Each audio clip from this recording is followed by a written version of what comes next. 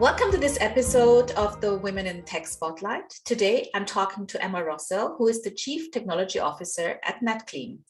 NetClean is a Swedish company that builds software that detects and blocks child sexual abuse material on company IT devices.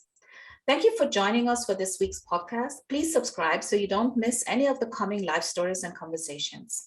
So welcome, Emma. Thank you for having me today.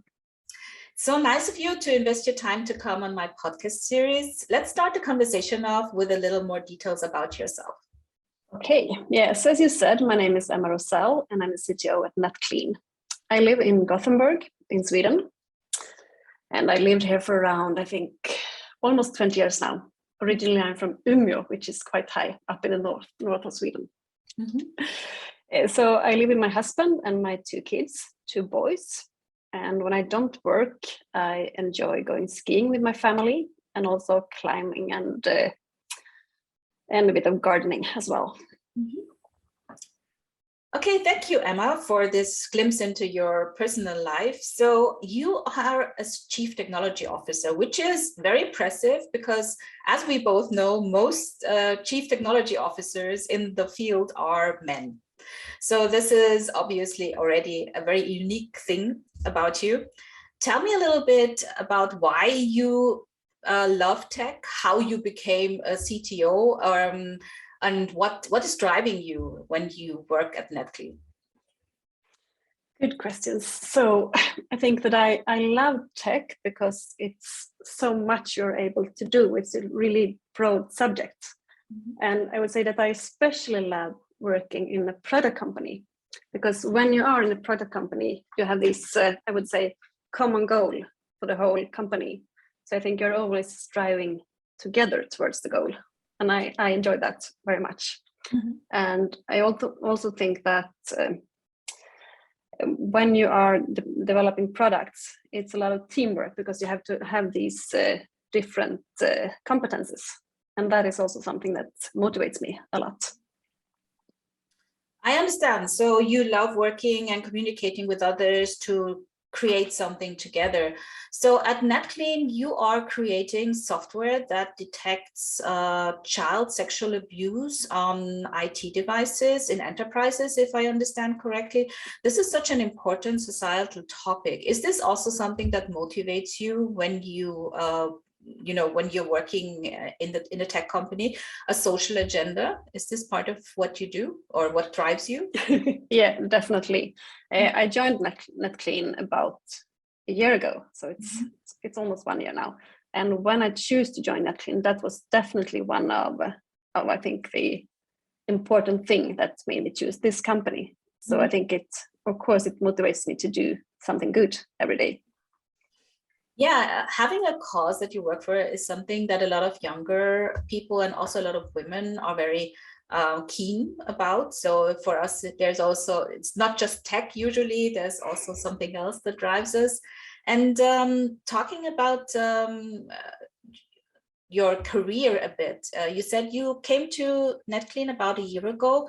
Can you tell me what you did before that or what your journey was before you became a CTO? Yes, definitely. So before I joined NetClean, I was CTO at another product company. Mm-hmm. And we developed digital process automation products. So that's kind of a different field. Mm-hmm. So this is my second CTO role. And before that, I had other leadership roles within tech. So I've been a team lead, I've been a scrum master, and I've been a product manager. So I think that leadership within tech has been my thing for quite a lot of years now. Mm-hmm. That's so interesting because women in tech and the gender gap that we have here is one of the topics that drives this podcast. And it's interesting to actually meet a woman who has been in leadership positions in tech for a long time. The question that comes to my mind is, when you were young, did you always know that you wanted to go in tech? Was it something that you just went for straightforward, or how did it come to be? Yeah, I think I've been thinking a bit about this question because it's kind of hard to know what made you make the choices you make, if you understand me. But I think one important thing was that when I was really young, my best friend's dad, he worked from home. Mhm. And then and he had one of those really early Apple computers at home.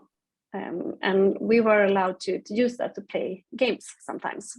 And I think this is a long time ago. So back then, computers weren't that common. Mhm. And I think a lot of people were really afraid of them. Like, I don't know if you remember when you were afraid to, if you push this button, then the computer will explode, like that. Actually, there was the phrase in my mind that people were always afraid that it might just, like spontaneously explode or something. Yeah, exactly. Yeah.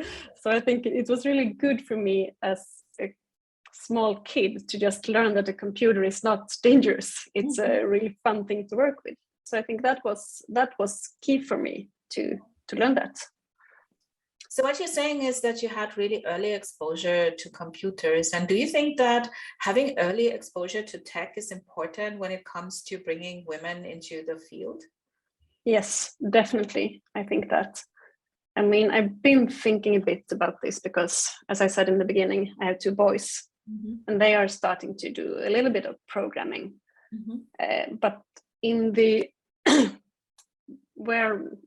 situations where they can try that, there are very few girls still, and I think that is a problem because you need to learn when you're very young. Yeah, I do agree that it is super helpful if you have the opportunity to actually try stuff out at an early age, and not having these spaces where we can work on tech or little girls can work on tech, it actually makes it harder for women to break into those fields. I read an article about Radia Perlman. She is the inventor of the spanning tree protocol and other protocols in networking, and she's obviously a generation before us, but she describes how she went to her first computer class and she felt totally out of place because all the boys that were in the class all talked about stuff that they had already learned years ago. They had been taking things and they knew all these scary words like input, and she felt completely out of place. This is a woman who, I mean, she holds 100 patents in network protocols now, and she had the same experience since she didn't get to play with computers when she was young. So I think you make a good point when you say that it would be important to have spaces for young girls to also have the opportunity to program. So from that moment when you came in contact with that Apple computer, what was your journey, educational journey after that? What did you do? Yeah, so later on, I think when I was deciding what to study in university, I didn't know that I wanted to study something within technology, but I also wanted some other perspective. So what I did is that I choose informatics, which is, of course, a technology education, but you also learn a lot about how technology affects the society, organizations, and people. So I think that was a really good match for me. Okay, so you went to university and you studied on informatics, and tell me a little bit about what it was like at the university, whether the gender balance interests you mostly, of course. Were there a lot of women besides you? Yeah, actually that was quite good when I studied. So I think it was about 30% women in my class. Okay. So I think I always had female friends to study with, and that was very good, I think. That is unusual, actually, because most women I talk to, they tell me there were like 2-3 women in the class and the rest were men. This is a good thing. So I really like that you say there were other women. And you said it was good then. Did that change later when you came into the workforce, or why did you use this? Yeah, I think it changed both in university because I studied, it was like on the top of the IT bubble back in 2000. And I think that when I started studying, it was really easy to get a job within IT because it was so, a lot of things going on back then. But then the bubble burst and you couldn't get a job, and you couldn't get a job at all. And then I think many women left, maybe because women aren't taking that much risk as men do, maybe. Yeah. you personally, you stayed. Did you not experience it like that? Were you more a risk taker, or was it just that you had a opportunity or a really good job at that time? Yeah, I stayed, but when I was about to graduate, it, as I said, was really hard to get a job. So actually, I started studying business administration as well. Mm-hmm. Yeah, so to have a more broad background. Mm-hmm. Mm-hmm. And then when I was going to start working, I started as an application support person. Oh. So within IT, but maybe a little easier job. Mm-hmm. Oh, but then your career is actually really steep from an application person to a chief technology officer, because as a chief technology officer, one of your jobs is, or your job is around, creating a plan and the structure where the product will go, right? So this is a very steep career ladder that you have taken. Was it easy for you to get into leadership as a woman in tech? Yeah, I think it actually was kind of easy, but as I said, I mean, I made this in steps. So from that application support role, then I actually was a business intelligence developer a few years. And after that, I was a consultant and a project manager. So I started off as a project manager, and then I came into other leadership roles from that. And I think that, I mean, project management is quite common for women. So it's that's true. That's true. So tell me a little bit about, because you have had this career, you took your steps, and it sounds easy. And I hope it was, but I will ask you, were there any obstacles that you faced, any things that you found difficult? Yes, of course. I think everyone has the obstacles. And I mean, it hasn't been easy all the time. And of course, I also tried jobs that hasn't worked at all. Mm-hmm. So I guess it's like that for everyone. I also think it has been a bit of struggle, and my kids were smaller, because juggling career and small kids, it's heavy stuff. Yeah. Okay, that's a good point you made there around kids and juggling the career. I always felt, or in the recent years, I felt that tech was a good place for women to be, because there was always a lot of flexibility on how you structured your day. There was always a lot of remote working, hybrid working. And do you think this has changed? So in the last 15 years, and tech has become a place that is more accommodating to women with children, or was that always the case, that there was this certain amount of flexibility? I think it's definitely easier nowadays. And if I look at the situation in Sweden, I think that men also tend to spend a lot more time with their kids. Mm-hmm. I mean, when I look at my employees, they are taking quite a lot of parental leave, for example. So I think that is a big change that you can see during the last 10 years. Yeah. And when men go on parental leave, it's also easier for women to go on parental leave, of course. It's true. When it becomes more common for men, then nobody bats an eyelid when women do it. Yes. Okay, so let's talk about a little bit more about NetClean, because I'm really interested in what you do. Can you tell me a little bit more about the motivation and the product and what you do with that? Yes, as you said in the beginning, so what we do in NetClean is that we are developing software that detects and blocks child sexual abuse material in company IT environments. Mm-hmm. And I mean, these are kind of horrific numbers, but if you look at the statistics, you can see that 1 in 500 individuals look at this kind of material on their company IT devices. Yeah, you told me this when we prepared for the interview, and I'm still shocked. I've been telling this number to so many people because I can't really believe it.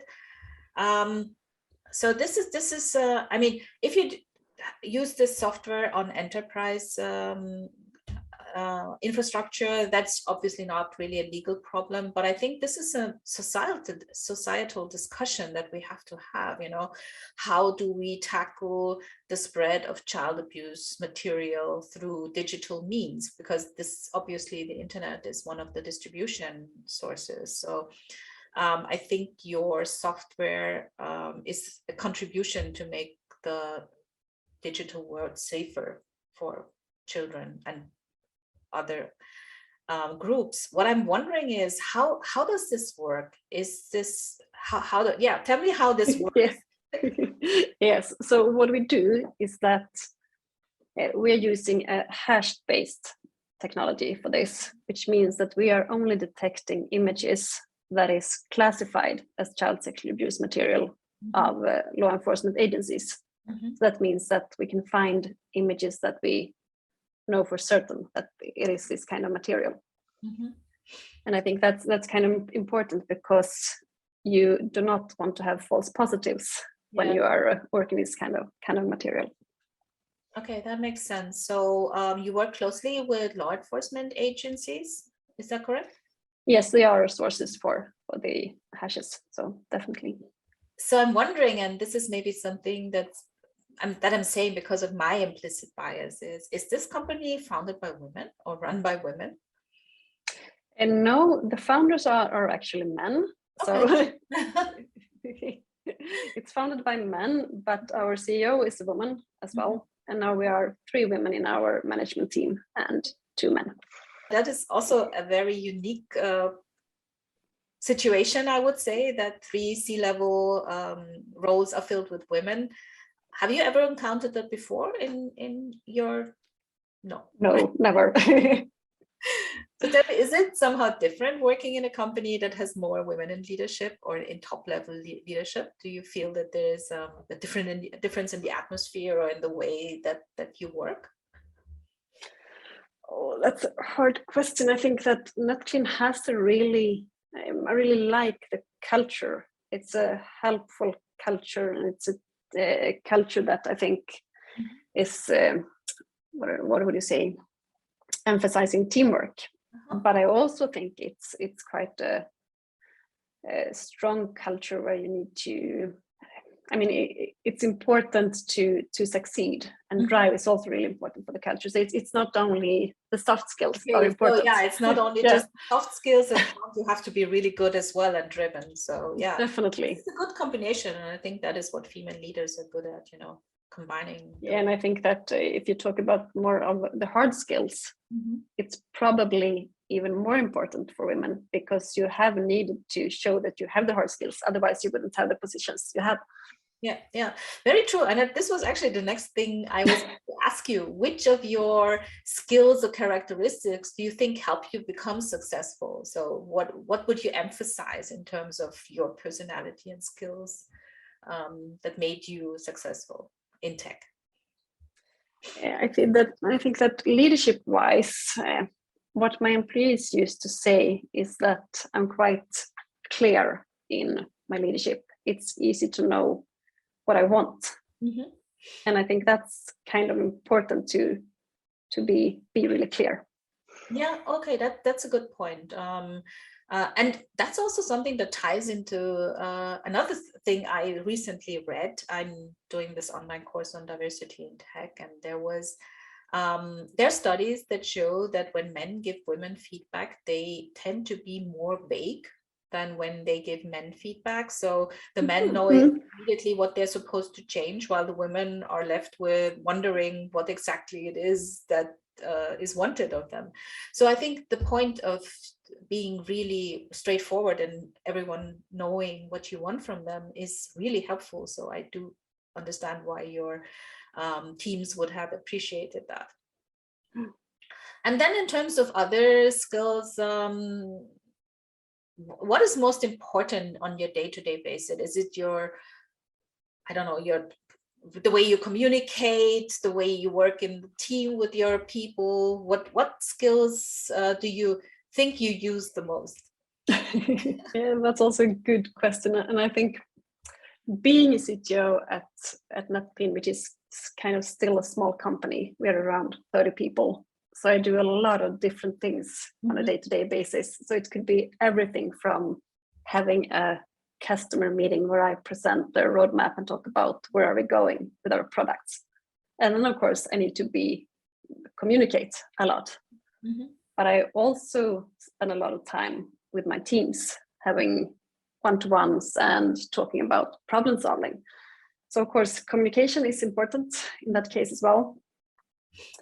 Presentation skills as well, obviously, and being able to talk to the customers.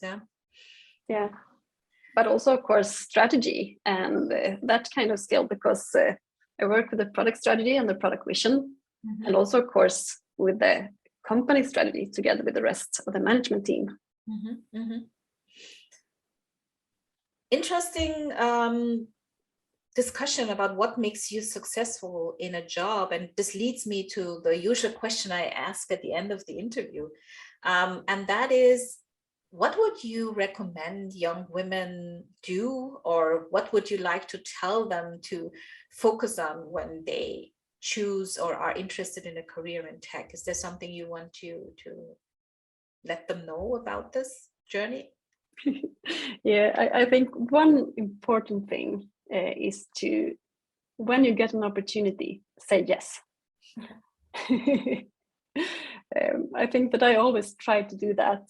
And when you do that, of course, you sometimes put yourself in situations that are kind of scary, but that's also the way you learn new things. And even if it doesn't go well all the time, you will still learn from it. And maybe that's especially important for women, because maybe you don't get that many chances. So when you get them, say yes. I love that. And I would also like to emphasize that, because I feel that when you say yes to something that's slightly scary, that is when you learn the most, right? I mean, that's when you leave your comfort zone and you have to learn new skills and try new things, and that will make you grow and be more successful in the future. So thank you for that tip. I love that. And I will be using this sentence of yours in probably in one of the small sound bites that I like to post to remind women what to focus on. So, thank you so much, Emma, for joining the interview and talking about what you do. Is there anything else you would like to talk about on the podcast or share with our listeners before we end? No, I think I'm good. Thank you very much for having me. Thank you for giving me your time. It was great talking to you, and goodbye. Bye-bye.